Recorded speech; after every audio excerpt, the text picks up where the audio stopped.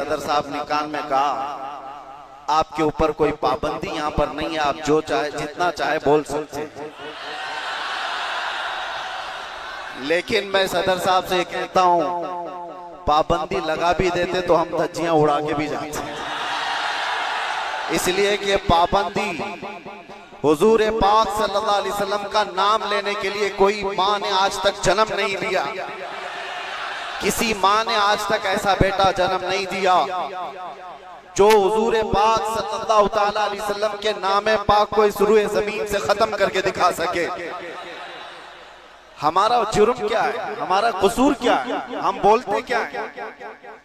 हम बात सिर्फ मेरे मुस्तफा करीम सल्लल्लाहु अलैहि वसल्लम की करते हैं, और अगर ये हुजूर पाक सल्लल्लाहु अलैहि वसल्लम के नाम और उनके नामूस की बात करना जुर्म है तो हर बार करेंगे, हर बार करेंगे, 100 बार करेंगे, और वक्त आए तो सरेदार करेंगे।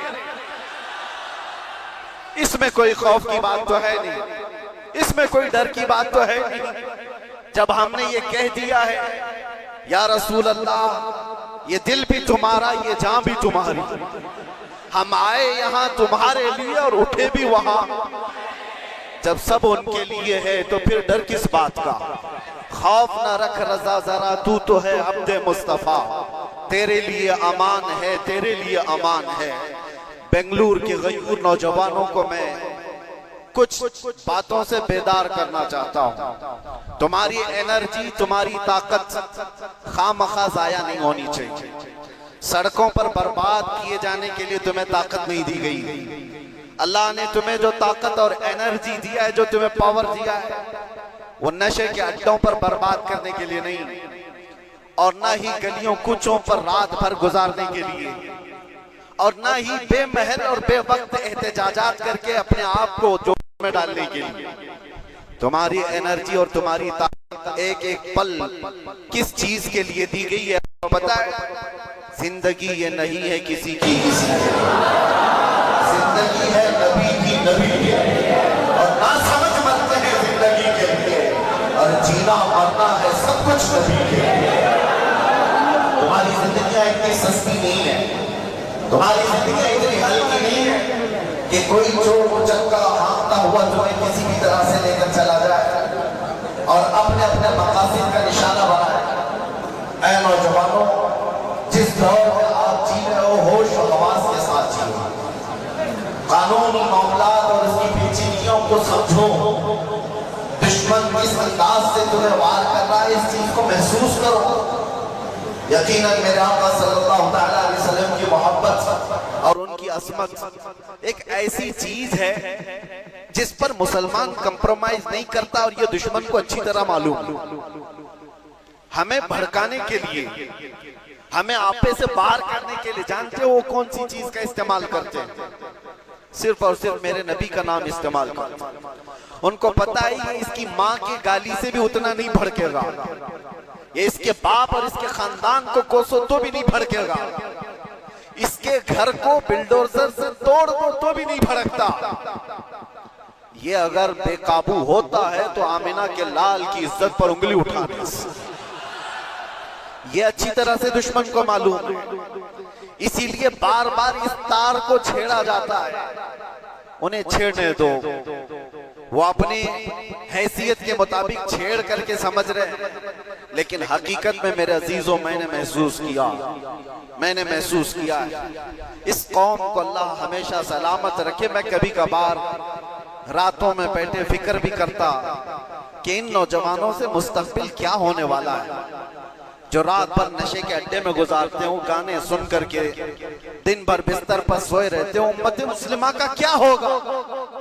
हम पहले बहुत जज्बाती तकरीरें कर चुके, माशरे की इस्लाह के लिए हर बुराई पर हम उंगली रख चुके, बहुत फिक्र अंदाज, काफी फिक्र होती थी। लेकिन मैंने देखा ये वो नौजवान जो नशा में, मेरे साथ जेल की कैद काटे हुए नौजवानों को भी जानता हूं, जो हर तरह का नशा करके आए हुए थे, एडिक्ट थे, और कोई 10 साल से, कोई 15 साल से, कोई 20 साल से, और सारी कड़ियां जोड़ करके मैं आकर के देखता हूं कौन है जो इन्हें नशा पर उभारता है, कौन इनकी गलियों में नशा बेचता है, कौन सप्लायर है, कौन उभारता है, कौन पहुंचाता है। कानून को भी मालूम है कहां बिक रहा है, कहां सप्लाई हो रहा है, सबको पता है। और खासकर तुम्हारे मोहल्ले क्यों टारगेट है, कभी सोचा आपने? ये सिर्फ बेंगलुरु की बात नहीं, जाओ मुंबई जाओ, कलकत्ता जाओ, दिल्ली जाओ, किसी भी हैदराबाद, हर इलाके में मुसलमान क्राउडेड जो इलाके हैं, हमारी ज्यादा आबादी जहां पर, उन इलाकों को इन तमाम बुराइयों से घेर लिया गया है नशा से। क्यों क्यों तुम टारगेट हो? वजह यही है मेरे अजीज, इसलिए कि दुनिया को खौफ दूसरी कौमों से नहीं, मोहम्मद अरबी के गुलामों से इतना डर है कि इसी दिन ये खड़ा हो गया तो दूसरों की नींद हराम कर देगा। पता है इसको इन तमाम खुराफात में मुलव्विस करके नशा का आदी बना करके इसको सुला दो। ठीक है, इन्होंने कर लिया, किसी को 10 साल से, किसी को 20 साल से, किसी को 25 साल से नशा में मुब्तला करके रख दिया। हम भी डरे हुए थे कि ये नशा खोर नौजवान क्या करेंगे, मुस्तकबिल क्या होगा इनका। लेकिन मेरे अजीजों, मैंने अभी माजी करीब में साल 2 साल में ये भी महसूस किया, नशा छोड़ना आसान भी नहीं है। जो एडिक्ट होता है वो जल्दी छोड़ता भी नहीं। अरे गुटखा नहीं छोड़ता तो वो दूसरी बातें कहां जल्दी छोड़े। लेकिन मैंने इलाज भी देखा, ये वो नौजवान 10 साल, 12 साल, 15 साल से नशा में एडिक्ट हैं, पूरी दुनिया ने इनको टारगेट कर कर करके नशा खिलाया और इनको 36 घंटे 48 घंटे सोने वाले नौजवान बनाया। मैंने देखा है 36 घंटे सोने वाले, और डर था हमें कि इनसे होगा क्या मुस्तकबिल। लेकिन मेरे अजीजों, हमारा ये अंदेशा, हमारा ये डर गलत निकला। दुनिया ने सब कुछ एड़ी चोटी का जोर लगा दिया इस नशा में मुब्तला कर कर कर करके कि इनको मफलूज कर दे, इनको पैरालाइज कर दे। लेकिन मैंने देखा, एक बार पुकारा आई लव मोहम्मद, उसके बाद फिर देखा वो नौजवान जो 20 साल से नशा में है, नाम मोहम्मद का नशा चढ़ गया है। मैंने पूछा वो पुराना नशा कहां चला गया? पुराना नशा जिसमें 36 घंटे सोता था, वो नशा कहां चला गया? मैंने उन नौजवानों को देखा, वो झूमते हुए कहते हैं वो नशा अलग है, ये उस मुस्तफा के नाम की मोहब्बत का नशा अलग है।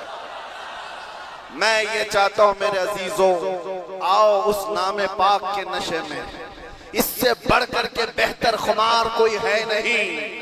इसीलिए जो उस मोहब्बत के नशे को पी लिया, तब फिर वो गुनगुना करके यूं कहा था, कुछ ऐसा कर दे मेरे किरदिगार आंखों में, हमेशा नक्श रहे रूये यार आंखों में। उन्हें न देखा तो किस काम की है ये आंखें, कि देखने की है सारी बहार आंखों में।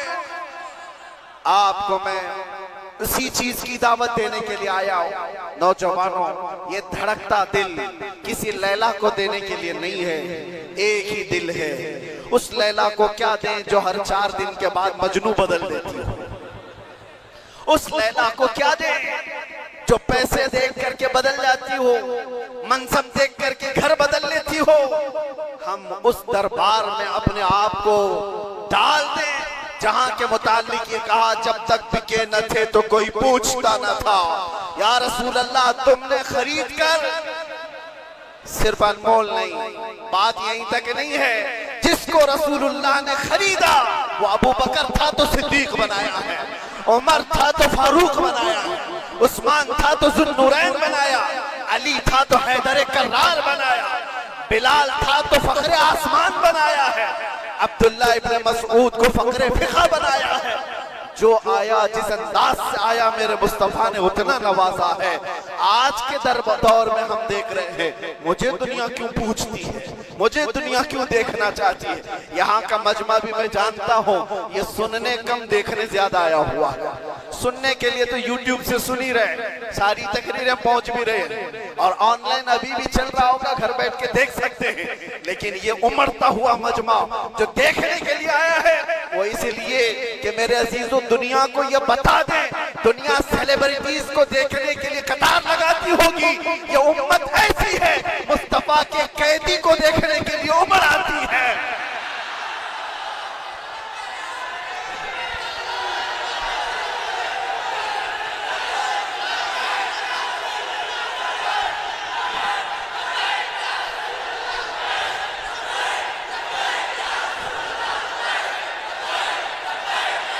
वरना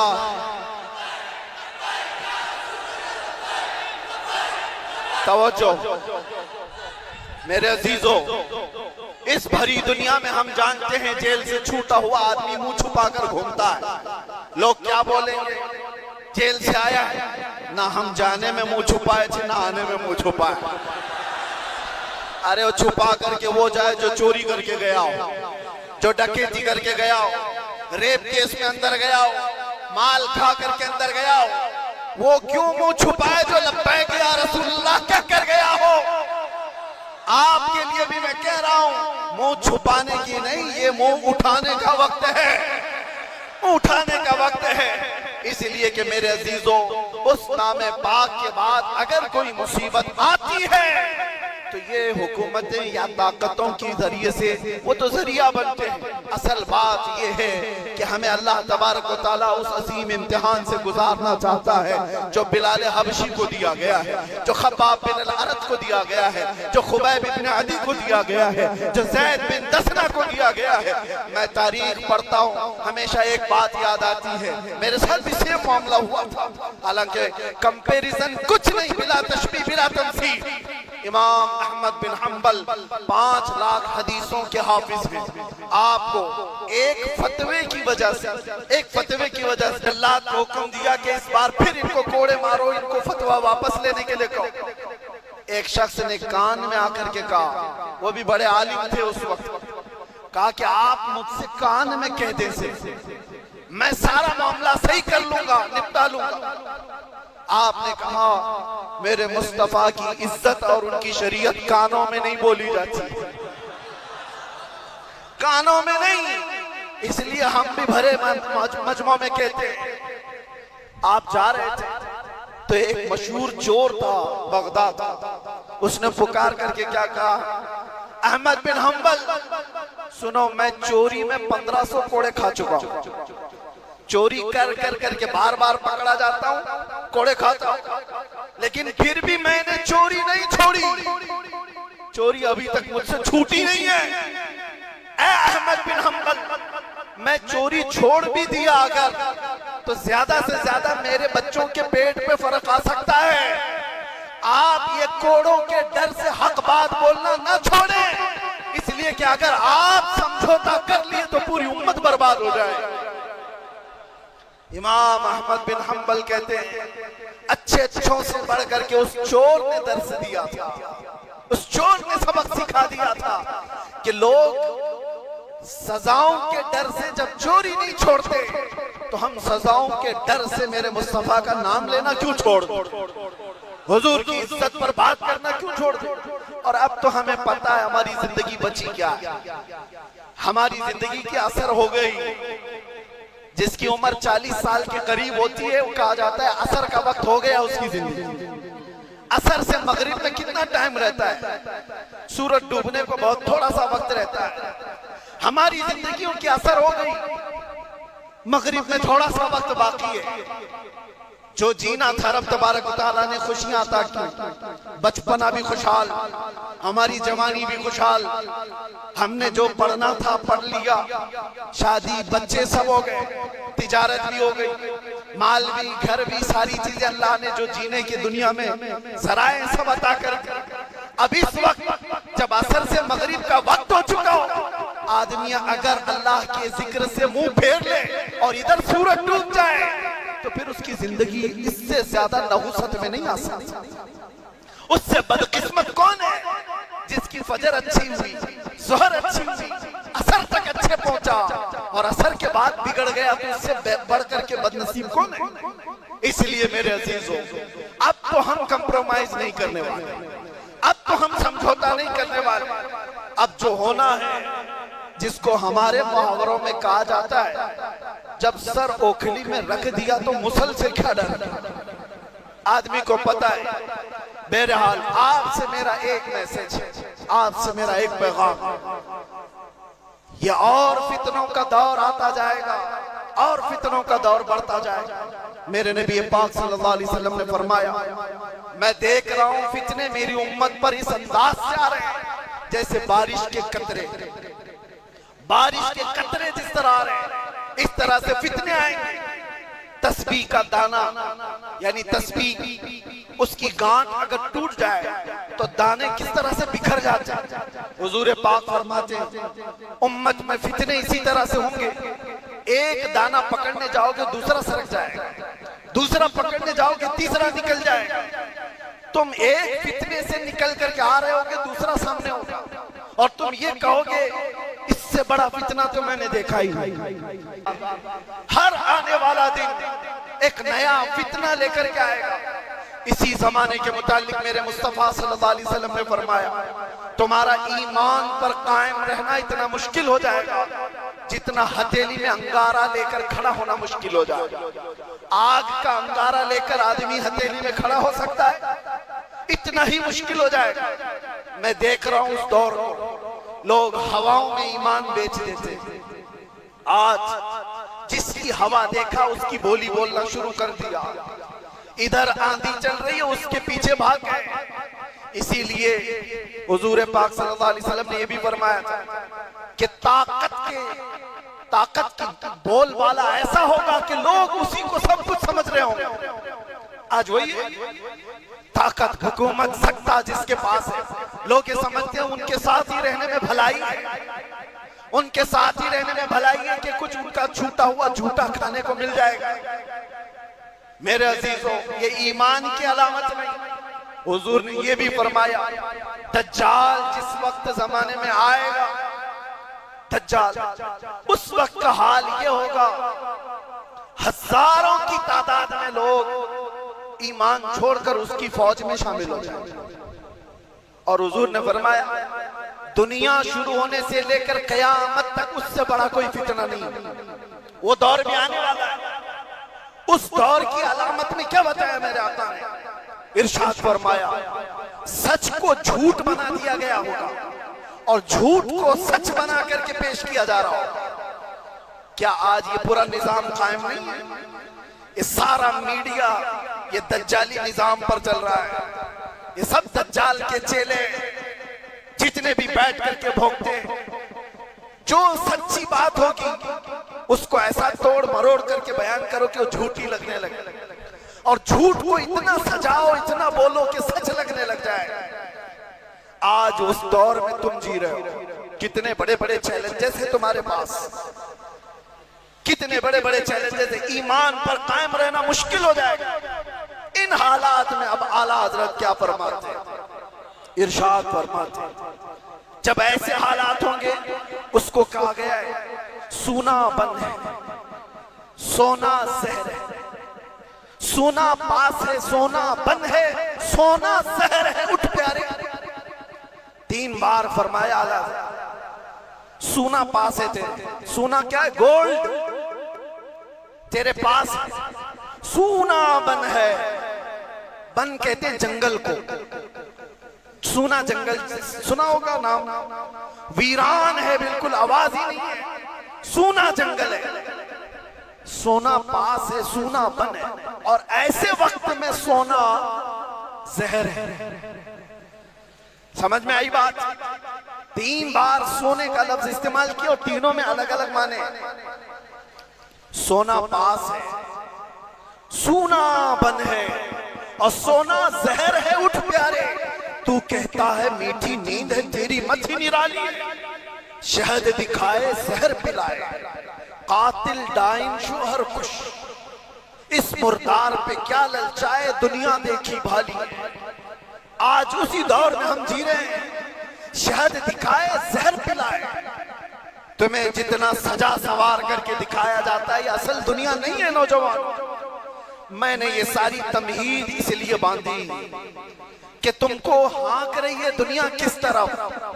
तुम टेलीविजन पर थिरकने वाली तस्वीरों को देखकर फिदाई बन गए। तुम सोचने लग गए कि ये बड़ा स्टार आदमी है, ये हीरो है, ये एक्टर है, ये कोई एक्ट्रेस है, इसके पहने हुए कपड़े, इसका बनाया हुआ हेयर स्टाइल, इसके चलने के अंदाज, इसके खाने के अंदाज, इसने अगर किसी चीज की एडवर्टाइज की तो उसको लेकर पड़े जाना। ये दुनिया की दिखाई हुई परदेसी मीम पर जिसके पीछे तुम पागल हुए जा रहे हो, ये वही दुनिया है जो शहद दिखा रही है और जहर पिला रही है।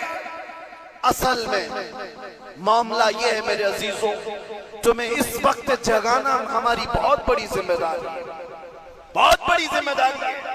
तुम इस जादू को समझो, इस जादू को समझो जो दुनिया तुम्हें खींच रही है। क्या बनाना चाहती है? मैं साफ लफ्जों में अगर कहूं तो तुम्हें क्या बनाना चाहती है? एक नौजवान को देखा, कानों में बालियां, हाथ में चूड़ी और बालों में चोटी भी। हमने देखा अच्छा खासा नौजवान बन क्या गया, ना मर्द दिखता है ना औरत दिखता है। दुनिया तुझे तीसरी मखलूक बनाना चाहती है और तू शौक से इसके पीछे भाग रहा है। कभी सोचा भी नहीं औरतों को क्या बनाना चाहती है? पूरे जिस्म का लिबास हटा दे, बस कपड़ों के टुकड़े ऊपर और नीचे लगा दे, और इसको ये कहते हैं कि दुनिया का सबसे बेहतरीन फैशन है। अगर नंगा रहना फैशन है तो भैंस ज्यादा फैशनेबल है, हो तो कुछ भी नहीं पहनती। जानवर सबसे ज्यादा फैशनेबल है, नंगे रहने को फैशन कहा जाता है। सोचो मेरे अजीजों, मैं ये बातें क्यों कह रहा हूं? वो निजाम भी मैं देख करके आया जहां भाई बहन की शादी को आज जायज करार दिया गया। हुकूमतों से लोग लड़ रहे हैं कानूनी हक लेने के लिए। इटली में, नीदरलैंड में लोग ये कानून पारित करवाना चाहते हैं कि भाई बहन से शादी करने की इजाजत दी जाए। अब तो दुनिया की कितनी ऐसी हुकूमतें हैं जो होमोसेक्सुअलिटी को पूरी तरह से अलाउ करके रखी हुई है। मर्द मर्द से शादी कर सकता है, औरत औरत से निकाह कर शादी कर सकती है, माँ बेटे के साथ चाहे तो रह सकती है, बाप बेटी के साथ चाहे तो रह सकता है। इसको फ्रीडम कहा जाता है। मेरे अजीजों, जानवरों से भी ज्यादा जलील तुम्हें बनाना चाहती है ये दुनिया। इसलिए मैं कह रहा हूं, उठो अगर न हश्र न होगा फिर कभी। दौड़ो के जमाना चाल अपनी चल गया। तुम्हारे पास अब एक ही इलाज है, एक ही इलाज है, एक ही इलाज है। तुम कहां कहां से बच पाओगे इनके वार से? तुम्हारे घरों में जो टेलीविजन है, सोचते थे पहले कि टीवी चालू करेंगे तो नंगे नाच होंगे। अब वो जमाना भी गया। इस दुनिया ने तुम्हारे हाथों में पहुंचाया। तुम्हारे हाथों में नहीं बल्कि तुम्हारी उंगलियों के एक टच में जितनी गंदी फाहिशा चीजें देखना हो सब देख सकते हो। तुम्हारी आंखों की हया खत्म, तुम्हारे दिल का सुरूर खत्म, तुम्हारे रूह का नूर खत्म, सब चीजें छीन ली गई। और तुम कहां कहां बच पाओगे? कहां कहां बच पाओगे? कैसे कैसे इन वारों से बच सकते हो? एक ही इलाज है, एक ही इलाज है जिसको इकबाल ने 10 साल अपनी मेहनत के बाद कहा था। वो इलाज ये है कि मोहम्मद से वफा तूने तो हम तेरे हैं। ये जहां चीज है क्या, लोहो कलम तेरे हैं।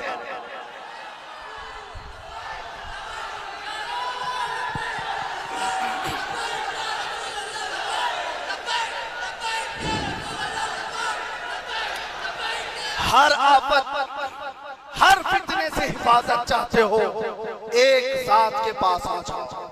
बुलहवस सुन, सीमो दर की बंदगी अच्छी नहीं, उनके दर की भीख अच्छी, सरवरी अच्छी नहीं। उस जमाने के जो सहाबा, मेरे अजीजों, अक्ल के बादशाह थे वो लोग, तिजारत के बड़े हुनरमंद लोग थे। बारगाह मुस्तफा सल्लल्लाहु अलैहि वसल्लम में यूं ही नहीं आए थे अपना सब कुछ छोड़ छाड़ करके।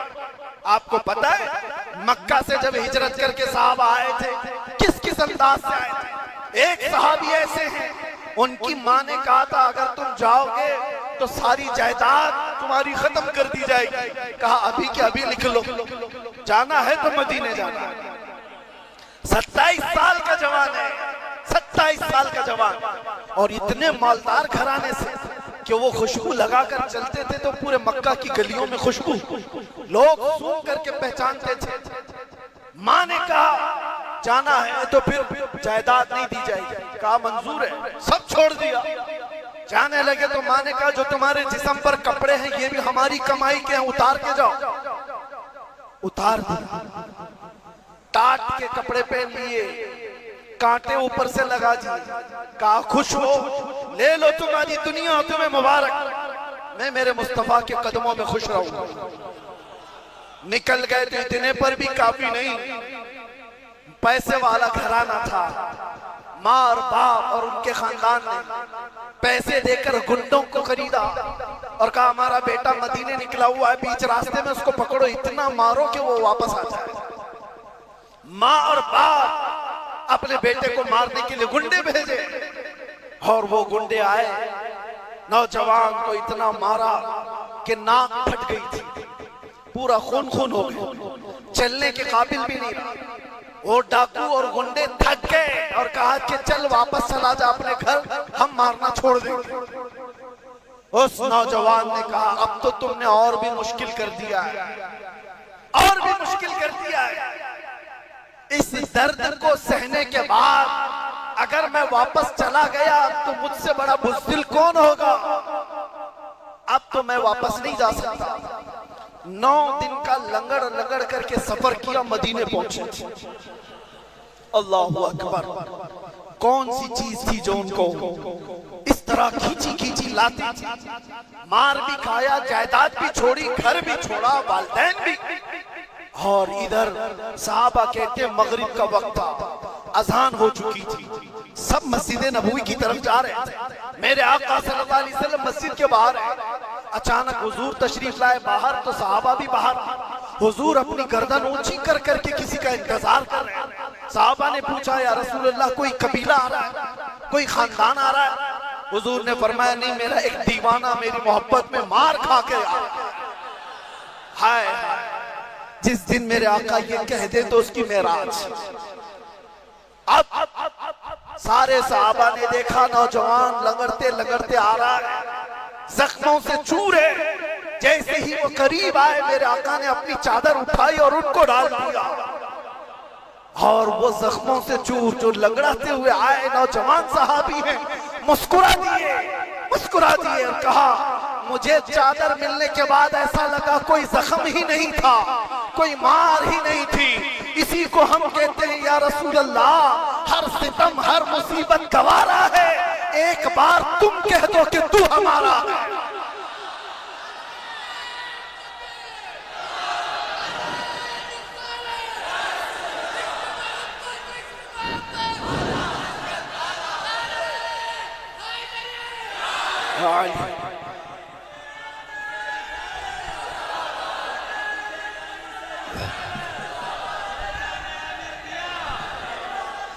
हर सितम हर मुसीबत गवारा है, या रसूल अल्लाह एक बार तुम कह दो कि तू हमारा। मेरे नौजवानों, इस बात पर जीना शुरू कर दो, जिंदगी बड़ी आसान हो जाएगी, बड़ी आसान हो जाएगी। हर तकलीफ हर मुसीबत में सिर्फ इतना कह दो, मैं हर चीज गवारा कर लूंगा, मेरे नबी की एक नजर मुझ पर हो जाए। प्यारे आका सल्लल्लाहु ताला अलैहि वसल्लम ने इरशाद फरमाया, कुरान शरीफ के एक हर्फ तिलावत करने पर 10 नेकियां मिलती हैं और 10 गुनाह मुआफ़ होते हैं। और फरमाया, मैं नहीं कहता कि अलिफ लाम मीम एक हर्फ है, बल्कि अलिफ एक हर्फ, लाम एक हर्फ, मीम एक हर्फ है। अलिफ लाम मीम 3 हर्फ हैं। पढ़ने वाले को अल्लाह ताला 30 नेकियां अता फरमाता है और 30 गुनाह मुआफ़ फरमा देता है। और कुरान शरीफ जिस जगह पर पढ़ा जाए वहाँ रहमतों की बारिश होती है। एक और जगह हमारे नबी सल्लल्लाहु अलैहि वसल्लम ने इरशाद फरमाया कि जिसके सीने में कुरान नहीं वो वीरान घर की तरह है। एक और जगह हमारे नबी फरमाते हैं, तुम में बेहतरीन शख्स वो है जो कुरान सीखे और लोगों को सिखाए। तो दोस्तों, आप हजरात अहले सुन्नत का बेबाक नकीब और शानदार ख़तीब मुहाफ़िज़ नामुस रिसालत हज़रत अल्लामा मुफ्ती सलमान अज़हरी साहिब क़िबला का बहुत ही शानदार जानदार ईमान अफरोज़ ख़िताब समाअत कर रहे हैं। अगर वीडियो अच्छी लगे तो लाइक और शेयर करके कमेंट में लब्बैक या रसूल अल्लाह ज़रूर लिखें। एक बार और सहाबा कहते हैं अल्लाहु अकबर। एक बात मैं आपको बताऊं, ये सहाबा जो इतना मार खाए, इतनी मुसीबतें उठाई, उनसे पूछा यार आपने तो दीन के रास्ते में बड़ी कुर्बानियां, आपकी तो कुर्बानियां बहुत है। हाँ, उलमा से भी मैं कहता हूं, अल्लाह अगर हमको 1000 साल की उम्र दे और बिला नागा हर रात हम पूरी रात खड़े होकर हुजूर पाक की सीरत बयान कर करके लोगों में तबलीग करें, इसको भी अगर आप कहते हैं बड़ी कुर्बानी है, आओ सहाबा की बारगाह में, सहाबा की बारगाह। उस सहाबी से पूछा गया इतना कुछ बर्दाश्त किया, इतना कुछ मिला क्या आपको, बदले में क्या मिला? अल्लाहु अकबर। इश्क वालों का जवाब सोचिए, सुनिए। वो कहते हैं कौन है जो ये कह रहा है कि मैं बहुत मुसीबतें उठाई? अरे ये तो कुछ भी नहीं, हमारे सारे अमाल बहुत छोटे हैं उनकी एक मुस्कुराहट पर, उनकी एक मुस्कुराहट पर सारी दुनिया से बढ़कर के कीमती है उनकी एक निगाह, उनकी एक नजर। मोहब्बत का तकाजा ये है मेरे अजीज, मोहब्बत का तकाजा। अपनी सारी मेहनतों को छोटी समझो और अपने नबी की एक नजर को बहुत बड़ा समझो। अगर वो एक बार मुस्कुरा दे तो ये बहुत बड़ी दौलत है। तुम पूछते हो क्या दिया, क्या दिया, कितना मिला, ये मत पूछो। एक नजर भी हो जाए तो बहुत बड़ी है, जिसके इंतजार में जिब्राइल अपनी पेशानी तलवों पर लगाते हैं, और जो मलाइका एक बार आ जाए तो कयामत तक हाजिरी नहीं मिलती। उस नबी पाक की एक नजर तुम पर पड़ जाए तो क्या कहने मेरे से। इसको आप हल्के में लेते हो, इसको हल्के में समझते हो। हाँ, आपको मैं बेदार करके जाना चाहता हूं, मिलेगा, जरूर मिलेगा। आप अगर मुसीबतें उठाओगे, कुछ चीजें छोड़ने के लिए मुसीबतें उठानी पड़ती। नशा छोड़ो, ये आवारागर्दी छोड़ो, दुनिया ताना मारेगी, क्या हो गया तुझे, सुबह से शाम तक टोपी में दिख रहा है, मुल्ला दिख रहा है, हर ताने बर्दाश्त करो, इसलिए कि इज्जत और जिल्लत इन छिछोरों के हाथ में नहीं है। ये कीड़े मकोड़े मौसम के हैं, आएंगे और चले जाएंगे। तुम्हें सजा और जजा देने वाली जात अल्लाह की। तुम्हें मुंह दिखाना है तो इन कीड़ों को नहीं, कब्र में मेरे मुस्तफा को दिखाना। ये कोसते हैं, ये ताना मारते हैं, और इसकी वजह से तुमने अपने आप को बदल लिया। कल को कब्र में जाओगे, मेरे नबी से सामना होगा, तो क्या कहोगे? ये कहोगे कि हुजूर मुझे लोग गालियां देते थे इसलिए मैंने दाढ़ी छिला दी, लोग मुझे कोसते थे, बुरा कहते थे, इसलिए मैंने सब मिटा दिया। बुजुर्गों ने फरमाया कब्र में हुजूर पाक सल्लल्लाहु अलैहि वसल्लम ऐसे बंदे से अपना चेहरा फेर लेते और फरमाते खबरदार मेरी तरफ मत देखना, इसलिए कि दुनिया में जब तुझे मेरी शक्ल पसंद नहीं थी तो यहाँ क्यों देख रहा है? क्या कहोगे? हकीकत में कह रहा हूं, हुजूर को मोहब्बत के साथ याद करना अपनी जगह पर, लेकिन अमली जिंदगी में उतर करके दिखाना ये बहुत बड़ा चैलेंज। और जब ये चैलेंज आप एक्सेप्ट करोगे, कबूल करोगे, आज ही से शुरू करेंगे इंशाअल्लाह। हर गली कूचे जिस तरह से तुम लब्बैक या रसूल अल्लाह का नारा हर जगह पर जो गूंज रहा है और पुकार पुकार करके कहते हो, डरते हो किसी से? डरते हो? नहीं डरते, इसलिए कि बोलना ही तो है, बोलना ही तो है जुबान से, डरना क्या है? लेकिन मैं आपसे कहता हूं इसका मतलब भी समझो, मतलब भी समझो। लब्बैक या रसूल अल्लाह का मतलब है ऐ अल्लाह के रसूल मैं हाजिर हूं। किस तरह से हाजिर हो?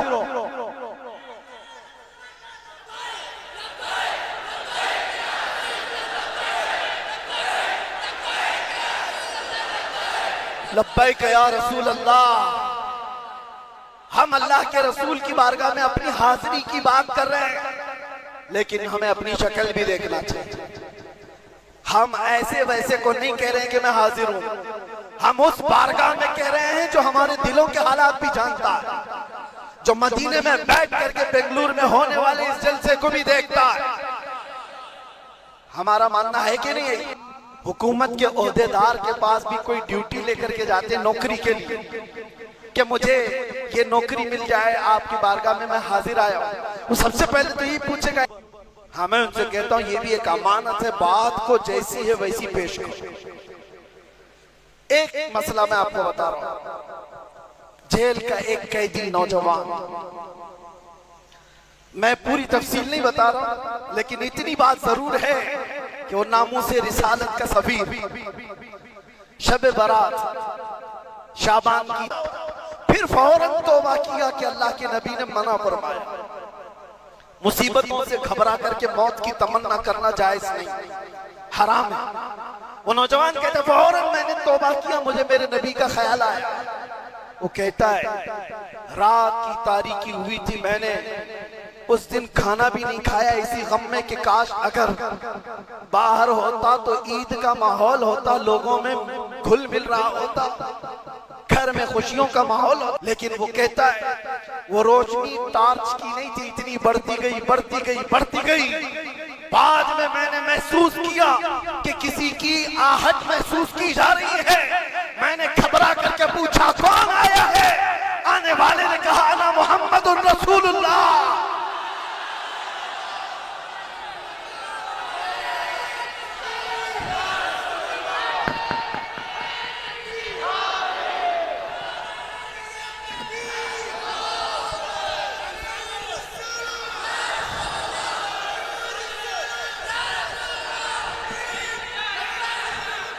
फिर हम कहते हैं मेरे नौजवानों, इसी दिन के लिए तो मैं कहता हूं हर सितम हर मुसीबत गवारा है, या रसूल अल्लाह तुम कह दो कि तू हमारा। हर नौजवान अगर उस दिन के इंतजार में जीना शुरू कर दे, वो दिन दूर नहीं, वो आएंगे, आते होंगे, अभी आएंगे, वो आएंगे, आते होंगे, अभी आएंगे। यही सोच के हमने महफिल को सजा रखा है। हवा का मौसम बता रहा है, वो जुल्फ अपनी लहरा रहे हैं, सवारी तैबा से चल पड़ी है।